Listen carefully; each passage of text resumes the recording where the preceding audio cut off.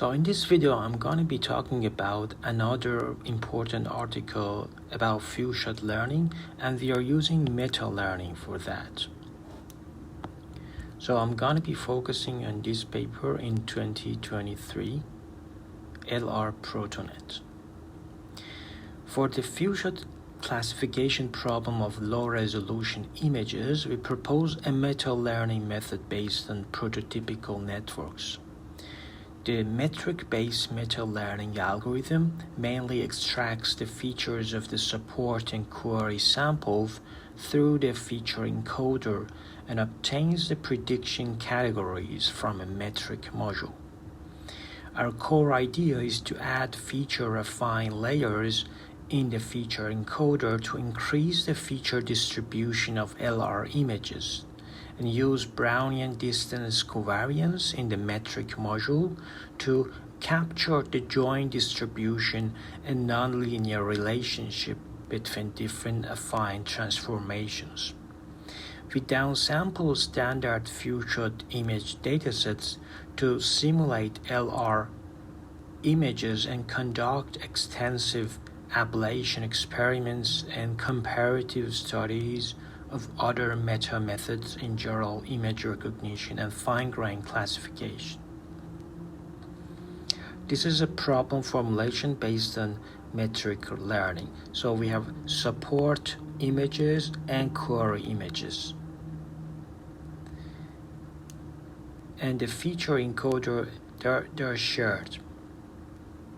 So like most other metric-based meta-learning algorithms, we divide the datasets into meta-train, meta-validation, and meta-test.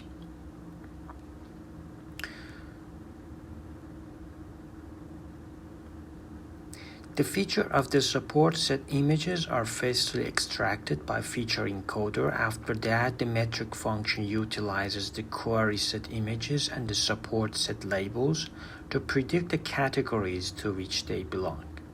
Finally, the model is optimized by continuously reducing the gap between the predicted and actual results. So this is the loss function. One of the main focuses is how to use the information of LR images to enhance the sensitivity and generalization ability of the original model. Feature encoder extracts image features and delivers them to the subsequent network for further classification. We propose feature-affine layer in the feature encoding module to transform image features. Intuitively, feature-affine layer stimulates more diverse feature distributions of samples, which improves the generalization ability of metric function to a certain extent. We add feature-affine layers after the batch normalization layer in the feature encoder for the purpose of making the operations order of magnitude equivalent. So for the task I, we assume that this Zi you see here is the output of the previous layer. And the output of the feature-affine layer is Zi sub I hat. And alpha and beta are the just the hyperparameters. And they satisfy Gaussian distribution. So it's a normal distribution with some mean 1 and 0, and some variance. There are very good references for affine layers, so I suggest to read these articles.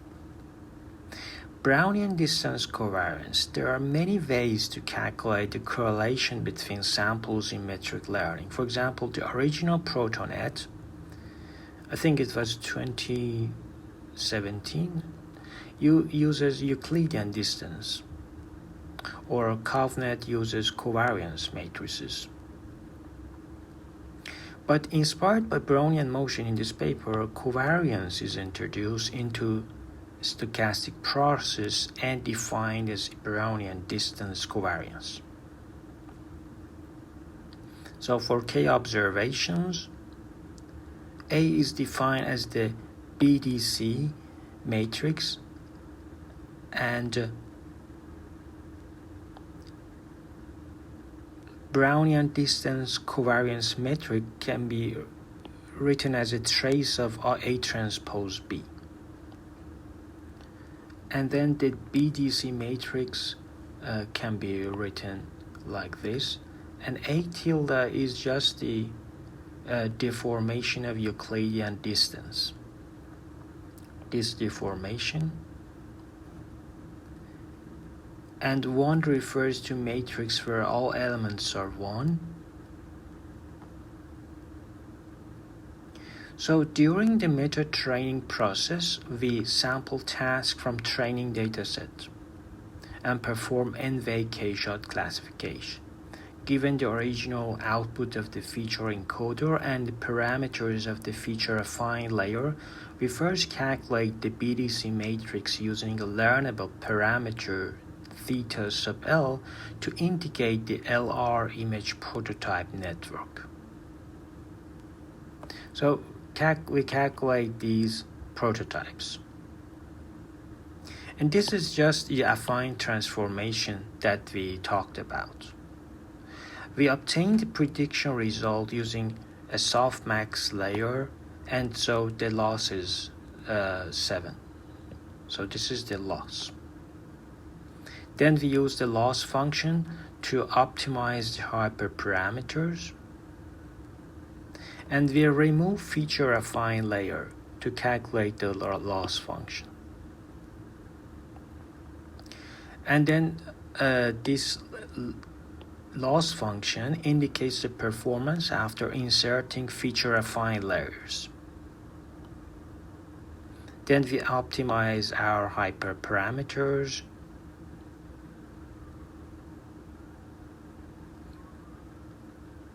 So first we downsample our images, then we give it to without FA and with FA, affine transformation, and we have affine features.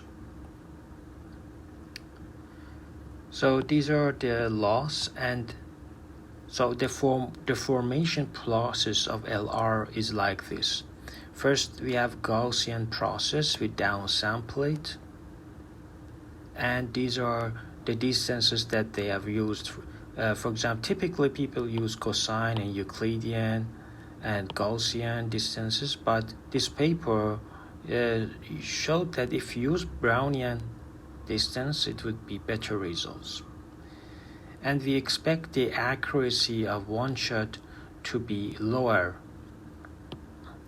As you see, it's lower than 5 shot because we have less information. So we propose LR, we expand the feature distribution, and they use Brownian distance covariance to replace the Euclidean distance.